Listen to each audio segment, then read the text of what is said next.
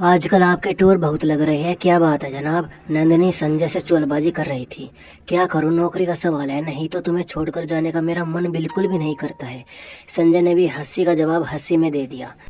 पहले तो ऐसा नहीं था, फिर अचानक इतने ज्यादा टूर क्यों हो रहे हैं? इस बार नंदिनी ने संजीदगी से पूछा था।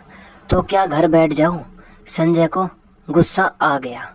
इसमें इतना गुस्सा होने की क्या बात है? मैं तो यूं ही पूछ रही थी। नंदिनी बोली, जैसा कंपनी बोलेगी वही करना पड़ेगा। ठीक है, पर तुम मुझ पर शक कर रही हो? संजय ने कहा, जैसे मैं किसी और से मिलने जाता हूँ, है ना? अरे, मैं तो मजाक कर रही थी, नंदिनी ने कहा। तुम्हारे मन में ऐसे ऐसे ख्याल आ जाते हैं जिनका कुछ भी मतलब नहीं होता। अच्छा बाबा, माफ़ कर दो। मैं तो इसलिए कह रही थी कि गर्मी की छुट्टियों में हम सब बच्चों के साथ कहीं बाहर घूमने चले। नंदिनी जैसे अपनी सफाई पेश कर रही थी। ठीक है, देखते हैं, संजय ने कहा। एक दिन घर के कामकाज निपटा कर नंदिनी छत पर चली गई थी। तभी दरवाजे की घंटी बजी। जब दरवाज़ा खोला तो सामने पड़ोसन रागिनी खड़ी थी। आओ रागिनी भाभी, अचानक कैसे आना हुआ? नंदिनी ने पूछा। तुम्हें पता है नंदिनी कि आजकल कॉलोनी में क्या हो रहा है? ऐसा क्या हो रहा है जो मुझे नहीं पता? अरे, पिछले कई दिनों से एक पगली इस कॉलोनी में आई हुई है और सब बच्चे उसे छेड़ते रहते हैं। हाँ, मैंने भी उसे देखा है, पर बच्चों को ऐसा नहीं करना चाहिए। अभी वे दोनों बात कर ही रहे थे कि बाहर बहुत शोर सुनाई दिया। दोनों घर के बाहर आ गई। नंदिनी ने देखा कि एक लड़की भाग रही थी और कुछ बच्चे उसके पीछे भाग रहे थे। नंदिनी ने उन बच्चों को डांट लगाई और उसे अपने साथ घर में ले आई। अंदर आते ही वह लड़की बेहोश हो गई।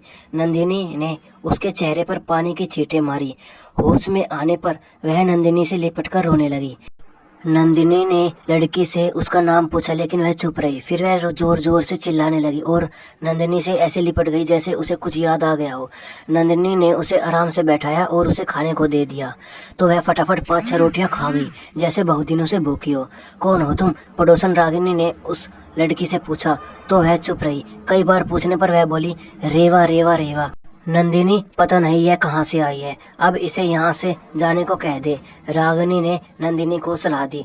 कैसी बातें कर रही हो भाभी, कुछ देर आराम कर ले, फिर जाने को कह दूंगी। नंदिनी बोली, देख, मैं कह रही हूँ कि ऐसे लोगों से दूर ही रहना चाहिए। रागिनी ने उसे फिर से समझाने की कोशिश की।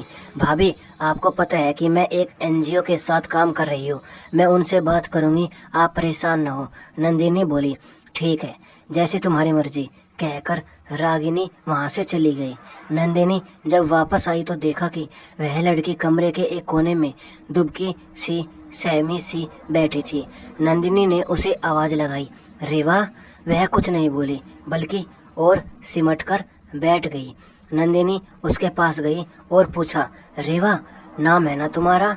उस लड़की ने धीरे से अपना सिर हाँ में हिला दिया। फिर इसके आगे नंदिनी ने उससे कहा, देखो, डरो नहीं, बताओ तुम कहाँ से आई हो, हम तुम्हें तुम्हारे घर पहुँचा देंगे। वह लड़की इतना ही बोली, मेरा कोई घर नहीं है बीबी जी। नंदिनी को हैरानी हुई कि यह तो कहीं से पागल नहीं लग रही है। अचानक उस लड़की ने नंदिनी के पैर पकड़ लिए। नंदिनी को उसका बदन गर्म लगा, ऐसा लगता था जैसे उसे बुखार हो। अच्छा ठीक है, आज की रात तुम यहीं रह जाओ, कल मैं तुम्हें अपनी संस्था में ले जाऊंगी। बीबी जी, आप मुझे अपने पास रख लो, मैं घर का सारा काम करूंगी, कहकर वह फिर से रोने लगी।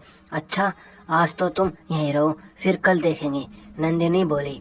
संजय रात को काफ़ी देर से आया था, सो उसे उस लड़की के बारे में कुछ भी नहीं पता था। अगली सुबह नंदिनी ने संजय को उस लड़की के बारे में सारी विस्तार से बताई बात। संजय ने साफ शब्दों में कह दिया, नंदिनी, इसको अभी घर से निकालो, पता नहीं कौन है, कहाँ से आई है। हाँ संजय, लेकिन अभी मैं इसे अपनी संस्था में ले जाती हूँ, मैं रात को घर आऊँ तो मुझे कोई बखेड़ा नहीं चाहिए, कहकर संजय वहाँ से चला गया। नंदिनी नीचे आई तो देखा कि उस लड़की को तेज बुखार था। रात को संजय ने नंदिनी से पूछा, क्या वह लड़की चली गई? नंदिनी ने कहा, नहीं, वो अभी यहीं पर है, उसने संजय ने पूछा क्यों? संजय, उसे बहुत तेज बुखार है और ऐसी हालत में वह लड़की कहाँ जाएगी? अगर वह मर गई तो मुझे नहीं पता, कहते हुए संजय नीचे चला गया। वहाँ वह लड़की बेहोश पड़ी थी। पता नहीं क्यों संजय उसे देखकर हैरानी में पड़ गया। नंदिनी, शायद तुम ठीक कह रही हो। अगर यह यहाँ से गई और मर गई तो क्या होगा? फिर क्या करे संजय? ऐसा करते हैं, जब तक यह ठीक नहीं हो जाती इसे अपने पास ही रख लेते हैं। ठीक है। आजकल करते करते कई दिन हो गए पर रेवा वहाँ से ना जा सकी। वैसे नंदिनी अब तक सिर्फ इतना ही जान पाई कि वह एक पहाड़ी लड़की थी और किसी बाबूजी से मिलने आई थी। तुम्हें यहाँ कौन छोड़ गया है? नंदिनी ने पूछा। मेरे गांव में कई लोग यहाँ पर फेरी लगाने आते हैं, उन्हीं लोगों के साथ मैं भी आ गई थी। देखो, अगर तुम हमें अपने गांव का नाम पता बता दोगी तो हम तुम्हें वहाँ पहुँचा देंगे, नंदिनी ने कहा। मैं पहली बार अपने गांव से बाहर निकली हूँ और मुझे तो यह भी नहीं पता कि मेरे गांव का क्या नाम है। पता नहीं वह सच बोल रही थी या झूठ, पर नंदिनी को उसकी बातों पर कभी भरोसा हो जाता है और तो कभी नहीं। अभी रेवा को आए हुए कुछ समय ही बीता था कि नंदिनी को पता चला कि वह मां बनने वाली है। नंदिनी हैरानी में पड़ गई कि अब वह क्या करे। उसने रेवा से पूछा कि यह सब क्या है, कौन है इस बच्चे का पिता? लेकिन रेवा का एक ही जवाब होता, बीबी जी, मुझे नहीं पता, शायद पागलपन के दौरे में मेरा किसी ने फ़ायदा उठा लिया होगा। तू याद करने की कोशिश तो कर, शायद याद आ जाए। नहीं बीबी जी, क्योंकि जब मुझे दौरा पड़ता है तो उस व्यक्ति की सारी बातें मैं भूल जाती हूँ। नंदिनी को कुछ भी समझ नहीं आ रहा था कि वह क्या करे। उसने संजय से बात की। यह सब सुनकर वह भड़क उठा। मैंने तो पहले ही कहा था कि इस झंझट में मत फंसो, अब भुगतो। तो क्या उसे घर से निकाल दो? अब क्या घर से निकालोगी? रहने दो अब। नंदिनी ने अपने पड़ोसियों से बात की।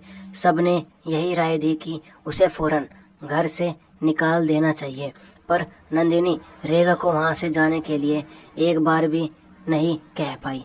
रेवा के माँ बनने का समय भी आ गया था। नंदिनी अब तक एक बड़ी बहन की तरह रेवा की देखभाल कर रही थी। रेवा को एक बहुत ही प्यारा बेटा हुआ। उस बच्चे को देखकर नंदिनी को अपने बच्चों के बचपन याद आ गए। ठीक होने के बाद रेवा ने फिर से घर के काम करने शुरू कर दिए थे। सब कुछ ठीक चल रहा था कि अचानक एक दिन सुबह नंदिनी ने देखा कि रसोई बिखरी पड़ी है। इसका मतलब अभी तक रेवा नहीं आई थी। कुछ देर उसका इंतजार करने के बाद नंदिनी उसके कमरे में आई तो देखा कि रेवा कमरे में नहीं थी और उसका बच्चा पलंग पर सो रहा था। नंदिनी ने बच्चे को गोद में उठा लिया। बच्चे के पास एक चिट्ठी रखी थी। नंदिनी ने उसे पढ़ना शुरू किया। दीदी, मैं पागल नहीं हूँ, लेकिन मुझे पागल बनना पड़ा, क्योंकि अगर मैं ऐसा नहीं करती तो आप मुझे अपने घर में नहीं रखती। मैं बहुत गरीब घर से हूँ। कुछ समय पहले संजय साहब मेरे गांव में आए थे। उन्होंने मुझे एक अच्छी ज़िंदगी के सपने दिखाए, लेकिन बदले में आपने जान ही लिया होगा कि मैंने कितनी बड़ी कीमत चुकाई है। दीदी, मैंने ही साहब को मजबूर किया था कि अगर वे मुझे अपने घर में नहीं रहने देंगे तो मैं आपको सब कुछ सच बता दूंगी। साहब जैसे भी है, लेकिन वह अपना घर नहीं तोड़ना चाहती है। अगर मैं चाहती तो आपके घर पर रह सकती थी, लेकिन मैं जानती हूँ कि सच को ज़्यादा दिनों तक नहीं छिपाया जा सकता। दीदी, आप इतनी अच्छी है कि कभी कभी मुझे लगता था कि मैं आपके साथ बेईमानी कर रही हूँ, लेकिन इस बच्चे की वजह से चुप कर जाती थी। दीदी, अब यह आपका बच्चा है, आप जैसे चाहे इसकी परवरिश कर सकती है। मैंने साहब को माफ़ कर दिया है, आप भी उनको माफ़ कर दो। नंदिनी चिट्ठी पढ़कर मानो आसमान से नीचे गिर पड़ी। इतना बड़ा धोखा, इतना बड़ा गुनाह उसकी आंखों के सामने सब कुछ होता रहा और उसे पता भी नहीं चला। उसने कभी भी संजय और रेवा को एक साथ नहीं देखा था और न ही दोनों को कभी बातें करते सुना था। तो फिर कब नंदिनी को लगा कि कमरे की दीवारें चीख चीख कर कह रही है, नंदिनी पगली, वह नहीं तू थी जो अपने पति और एक अनजान लड़की पर भरोसा कर बैठी। पगली, पगली, पगली।